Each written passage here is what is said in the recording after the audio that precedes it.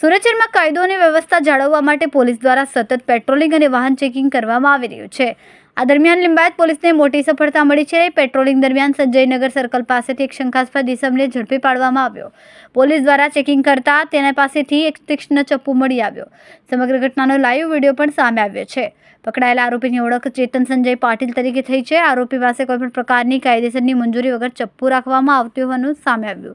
લિંબાયત પોલીસે આરોપીની અટકાયત કરીને તેની વિરુદ્ધ કાયદેસરની કાર્યવાહી હાથ ધરી છે। સાથે જ શહેરમાં સુરક્ષા વ્યવસ્થા વધુ મજબૂત બનાવવા માટે પોલીસ દ્વારા સઘન ચેકિંગ અને પેટ્રોલિંગની કામગીરી યથાવત છે। કેમેરામેન સેનિલ વિરાણી સાથે વિશાલ છેટા, માનવ પ્રભા ન્યૂઝ, સુરત। અમારા વિડીયોની નવી અપડેટ મેળવવા માટે સબસ્ક્રાઇબ કરો માનવ પ્રભા ન્યૂઝ ચેનલને, બેલ આઇકન ક્લિક કરો લેટેસ્ટ વિડીયો સૌથી પહેલા મેળવવા માટે।